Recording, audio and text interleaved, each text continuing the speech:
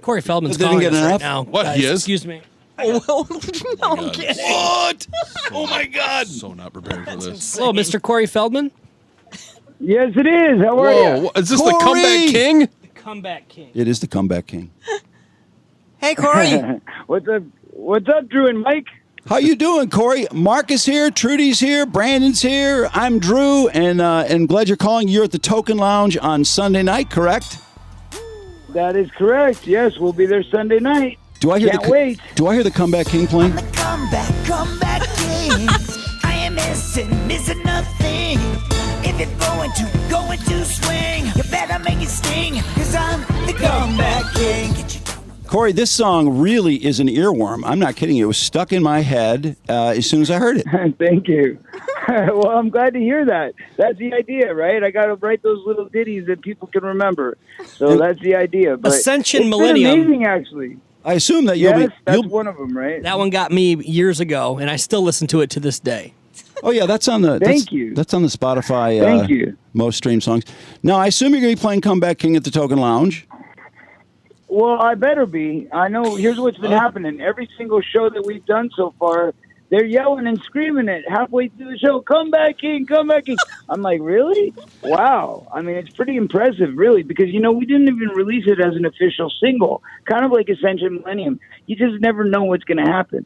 So with Come Back King, we just put out the video. We didn't really do a lot of hype on it. We didn't do a lot of marketing. We didn't do a lot of promo. Oh, well, we heard it. We put out the video, and it went viral. How do we find? You just don't know what's going to happen. How do we find out about Comeback King? Because we knew. Well, yeah, right when it came out. when it hit the interwebs, we got hit. A lot of our listeners sent it in to us, and we followed your music career for a while now, as we followed your movie career. And every single time a new one comes up, we just get it sent to us. Wow, that's Just take over the crazy. interview, Now, man. what about my new single? I got a new single out right now. It's called Without You. You guys heard that one yet? I think that's one of the Spotify big ones too. We'll play it in a second here. I just have to ask you about the Comeback King though. It's got to be some Michael Jackson influence there. It sounds like a Michael Jackson song to me, which is a compliment. Well, you know what?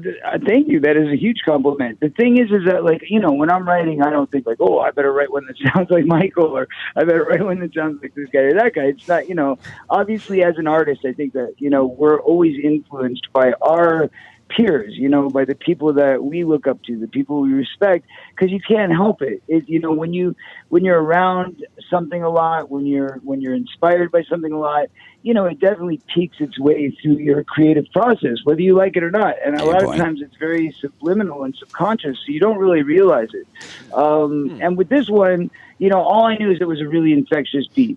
What I got in my head is I got da da da da da da. You know what I mean? I just got that rhythm. Yeah, exactly. No, and then once I had that rhythm in my head, it's like, it's a come back, king. I was just like, okay, It's I your just process. kept riffing on that. And eventually, the lyrics came and the rest of it came. But that's what started it. And then I got this crazy blessing of getting Curtis Young to join me. And it's like, what are the odds, man, to have the son of the greatest rapper of all time to join me on this thing? You know what I mean? It's just, it was all a fluke. And then, Curtis came out and he's done a few shows, so you never know when he's going to pop up as well. Oh, wow. So I'm not saying he'll be there on Sunday. I'm not saying he won't be there on Sunday. No, but that's you never cool. know. You never know. Now, since you're talking about the comeback king and all that, I have to ask you, because you would have been a huge underdog. Did you ever have a super soaker fight with Michael Jackson? I did, actually. Yeah, Did you win? We ran around. He had Mac and Mike's water park over there at Neverland. He So, claims yes, to be we had- the Michael Jordan of water fights. He claims he never lost. Who? Michael. Macaulay? No, Jackson said he never Michael. lost a water fight. Yeah, I believe that. That's probably true. Because you know why? He had the odds stacked in his favor. You always grab the best super soaker. I knew the turf. No, I mean, you guys wouldn't believe this place. I mean, it was literally, they had towers everywhere, and they had Jesus those juice. little bridges you can run across, and little barricades you doors. could hide under, barrels where you could, so basically you Traps. could fill up water balloons. and then you could put them in this barrel. Parents So they'd have all these barrels around with all these water balloons, and so you could just scavenge all the water balloons you could, Wow. and then somebody would be coming from under the bridge, and you just pelt them on top of the head or grab a gun and blast them. So it was fun. I'm not Wow. going to lie. I had That a sounds lot pretty. of fun. That sounds My like a favorite blast. sport is a water balloon fight. Yeah, water balloon fights, and he talks about. Do we have the Super Soaker cut? Oh, sure. Super soakers are really high tech. They got some really great ones now. Yeah, the ones he got to use. He had all the toys. I was just watching. That's right. I'm sorry. I was just watching License to Drive because we heard you might call today. I got to tell you, I love that movie. I enjoy that movie. And what I forgot was Heather Graham. How old is she in that movie? Oh, she was 18, actually. Nice. Man, She had just turned 18, yes. wow, she is so cute. And I'm not sure that movie could be made today because there were just a couple scenes Oh, in that yeah, movie. right? Yeah. Although The her drinking and driving and you know, throwing a girl in the trunk and taking advantage of it. Like, all those terrible things. Terrible things going on in that movie. Sitcom taking things. pictures of Awful. her when she was crashed out in your lap. and Right? yeah, yeah. Oh, Corey, my you've God. seen- This you've- is like, it's a Me Too nightmare. That's what it is. It's a damn Me Too nightmare. But not just that, but a lot of different things. Like in the Goonies, that's a kids movie, but you guys swear in it. And these days, you'll never see stuff like that. So you've seen Right, things it's change true. in Hollywood over the years. Absolutely. Well, don't forget that I was part of the very first PG-13 movie. I was part of the film that made them decide to go PG-13. There were two movies that changed history, and that was You. Gremlins and Indiana Jones and the Temple of Doom. Those were the two movies that were so graphic and so shocking that they said, there's no way we can call this PG anymore. We got to come up with a new credit, new rating. So Really? that's what happened. That's what inspired the change. It was those two movies. Now, does these movies, like, it seems like License to Drive and Stand By Me and your movies with Corey, it seems like they play a lot. And I was looking on Rotten Tomatoes for License to Drive and saw critics just blasted it, gave it a 24, but the audience liked it. They gave it a 61. That's all that matters. Of Yeah. course. But see, that's how it always is. You can't trust those critics. Come on, man. What do they know? No. You know what? Critics are people that are jealous because they don't have a job themselves. Exactly. So they got to sit there and try and talk about how everybody else didn't do it right. Well, I got news for you. If you did it right in the first place, you wouldn't be sitting there behind a typewriter talking about it. You'd be making the damn movie. Womp womp! That's what I'm Womp womp! Goose meat gander! Yeah!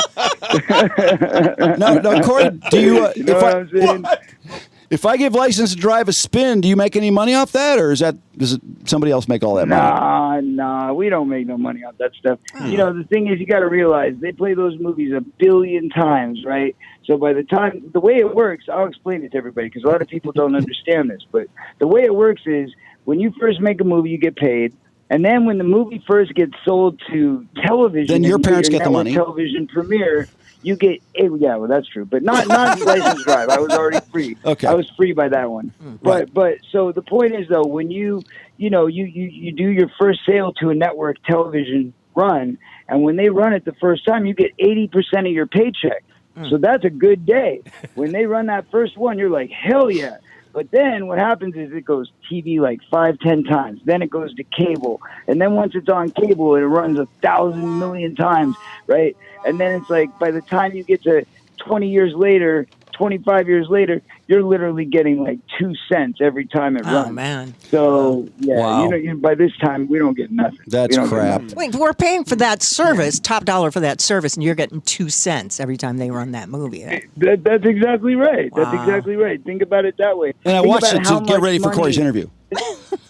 Think about how much money the studios are still making off of it every single time. You know what I mean? Corey- Like that's where it becomes really unfair. What is your favorite Corey Feldman movie? Because there's so many of them. I mean, like you mentioned, Gremlins, Goonies, Stand By Me. Is there one that you actually will watch over and over? Well, not really, because I'm not that vain. I don't like watching myself What? that much. But that said, Well, it's not like you're watching the if surreal I life had over to- again.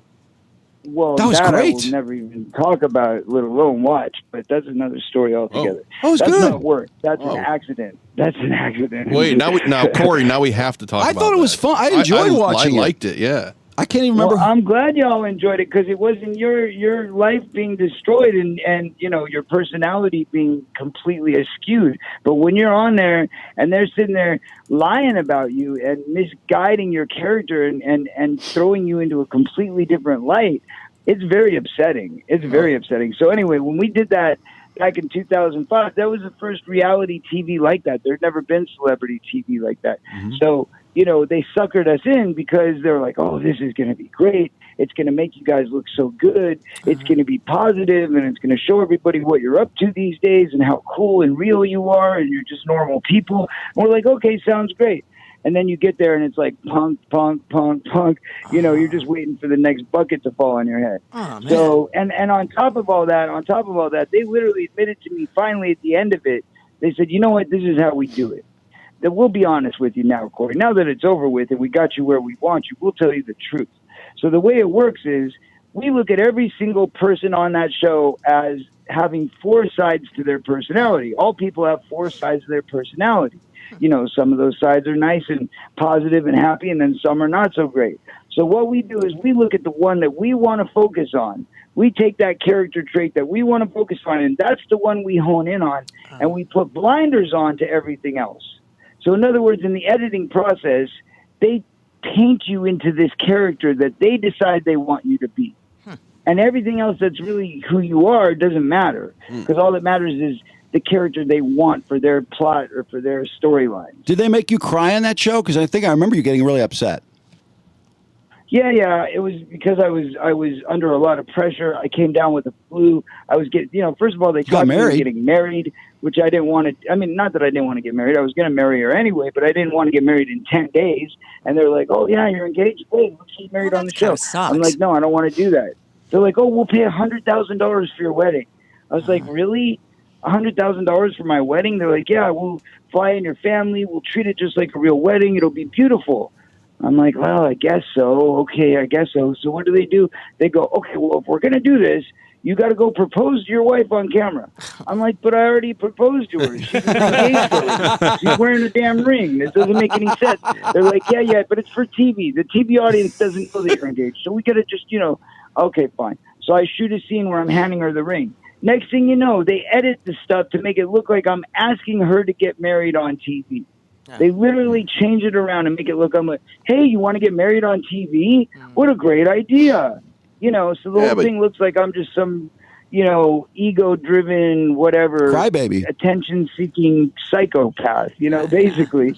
And I'm like, no, man, that's not how it went down. You must have have an incredibly thick skin because there's all these incidents, and then there was the Today Show incident. Go for it, and you said that one like really got to you. Like you couldn't get out of bed after doing that, right?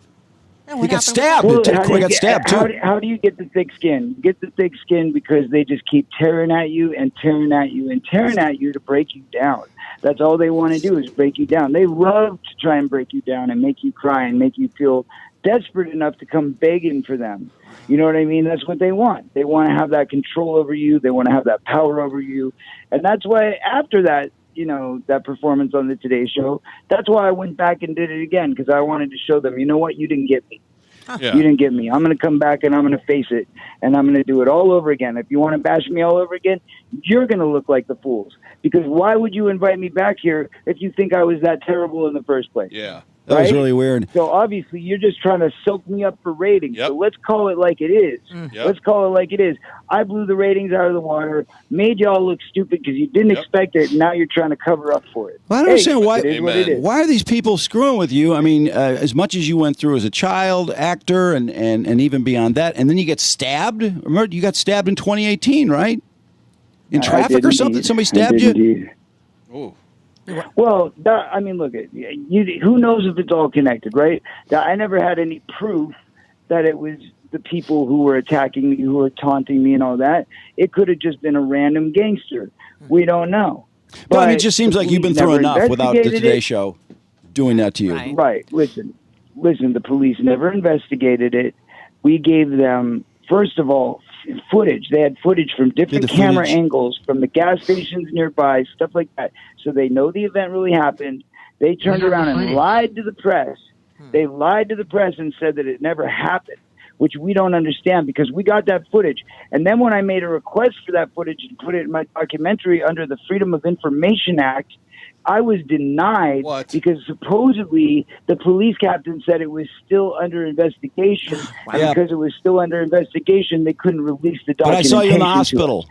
I saw you in the hospital, and I saw your wound. Exactly. So we know what happened. Exactly. I mean, so it's BS. It's BS. That's all I can say. That shouldn't. They made it up. Yeah. Trudy, jump in. They shouldn't taint all the great movies that you've given us, though. I mean, Lost Boys was one of my favorites. I loved that, and Dickie Roberts, and all those other great flicks that you're in. You asked me what my favorite movie would be. My favorite movie is a movie that I did that's very little known, but it's my best performance. And the reason why it's very Meatballs little known, 4. again, same thing, because they like to keep me down. They don't want people to see what I actually can do. They don't want people to see what I'm capable of. But this movie that I did is called The Birthday, and it was done in Europe, and it's a brilliant film. Oh, Norman it's Forrester. My best performance. That's right. You got it. Yeah. Norman Did you see it, Forrester. Brandon? I did. If you what'd you guys think? Did you like it? Absolutely. No, seriously. I've been following your career. When I was growing up, I mean, you were in everything growing up, and then Ninja Turtles was big for me. So I've always followed you on film, and then you've made this big transition into pretty much strictly music. I mean, do you do a lot of film anymore, or is it right now you're just pushing that? What about the birthday? I've shot a few cameos in the last few birthday? years, but that's it. No starring movies. I haven't done a lead role in a movie since Corbin Nash. Corbin Nash was my last lead. Did you guys see Corbin Nash? I don't think I saw that No, one. but I did not. I'm writing it down right now. Oh, you're missing out. That was the last good one that I put out, 2019. Seriously, that is an incredible movie. I play a transsexual vampire. What? Oh, wow. Oh, wow. It's that's like- I awesome. thought that wasn't Yeah, it's allowed unless crazy. you were transsexual. Named Queenie. I see. Hey, what about cameos? Yeah, no, do you make cameo shout-outs? Yeah.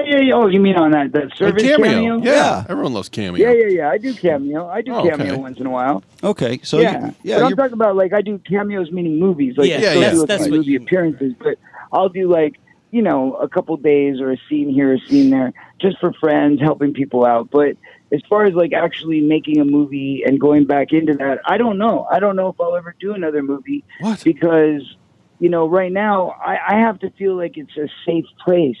I have to feel like I can work amongst my peers and that I'm going to get the respect that I should get as a human being, and that, the people on the set are going to be, safe, all that kind of stuff. So there's been a lot, there's been a lot of tension.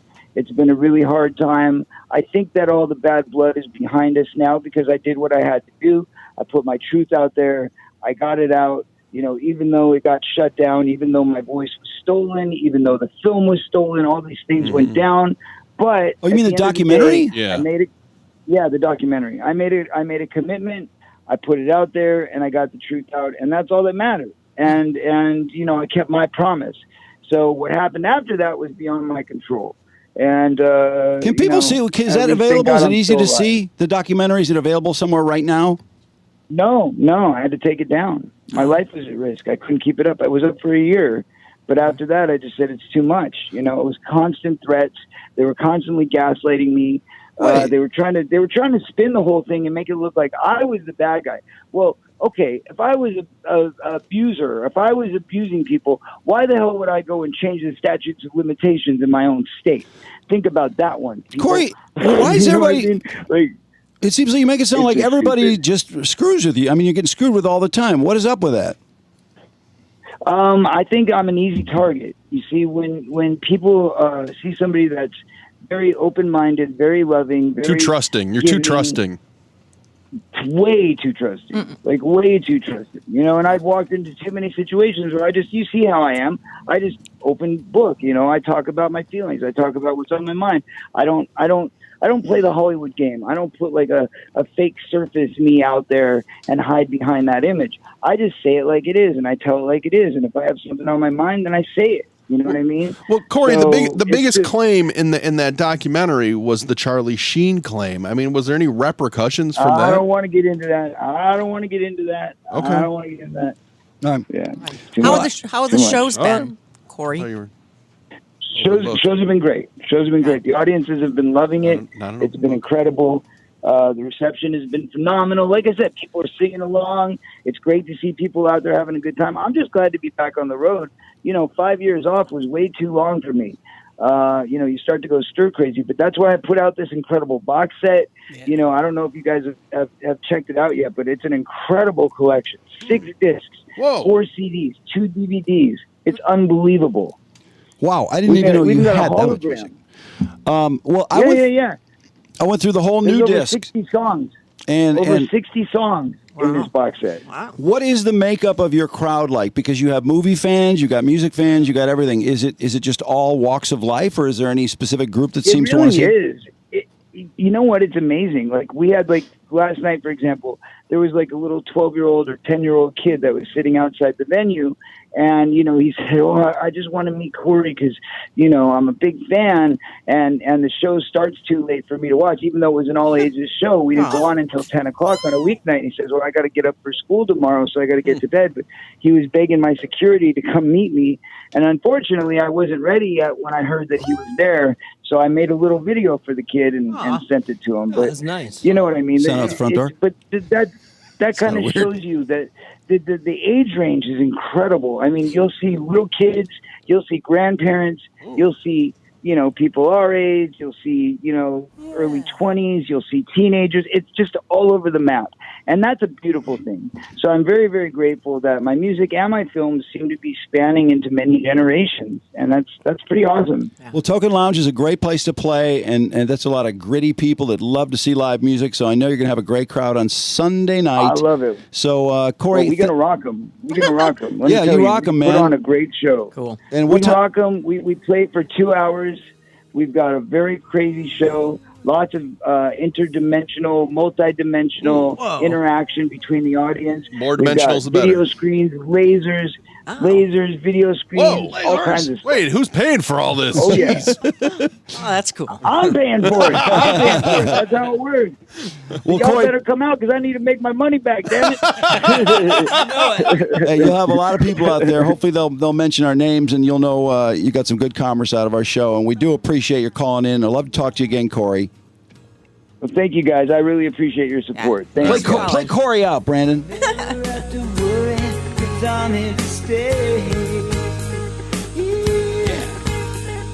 Corey Feldman, Sunday night. The Token Lounge. Token Lounge is at Westland, technically? Yeah. Okay. Bye, Corey. Bye, Corey.